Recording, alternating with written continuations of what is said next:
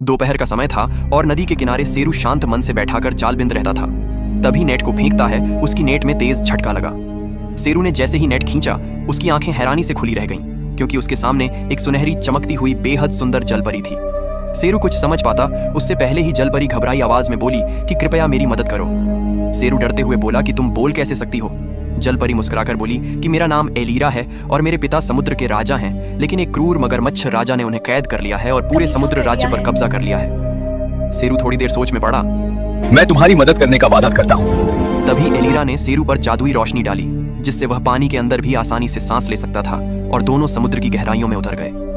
नीचे उन्हें नीले प्रकाश से चमकता हुआ एक विशाल जल महल दिखाई दिया, लेकिन वहां सन्नाटा पसरा हुआ था और एक जादुई पर्दे पर राजा को कैद दिखाया जा रहा था।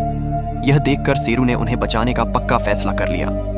एलीरा उसे एक बुद्धिमान डॉल्फिन वैज्ञानिक के पास ले गई, जिसने कड़ी मेहनत से सेरू के लिए एक खास सफेद सुपर सूट तैयार किया, जिसमें नीली चमकती धारियां थीं और उसे पहनते ही सेरू की ताकत और फुर्ती कई गुना बढ़ गई। इसके बाद सेरू मिशन पर निकल पड़ा और काफी दूर तैरने के बाद उसे काले पत्थरों से बना एक डरावना किला दिखाई दिया, जहां मगरमच्छ राजा रहता था।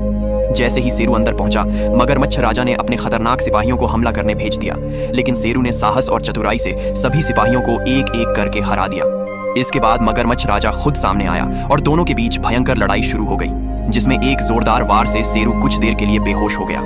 थोड़ी देर बाद सेरू ने खुद को संभाला और पूरे आत्मविश्वास के साथ दोबारा खड़ा हुआ।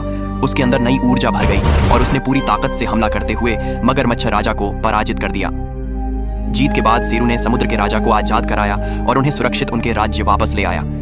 राजा सेरू की बहादुरी से बेहद प्रसन्न हुए और उन्होंने उसे बहुमूल्य रत्नों और सोने से भरी पेटी उपहार में दी। साथ ही अपनी बेटी एलीरा का हाथ विवाह के लिए सेरू को सौंप दिया। भव्य समारोह में सेरू और एलीरा का विवाह हुआ और राजा ने अपना सिंहासन सेरू को सौंप दिया, जिससे सेरू समुद्र का नया राजा बन गया और एलीरा के साथ मिलकर प्रेम, न्याय और शांति के साथ पूरे समुद्र राज्य पर राज करने लगा।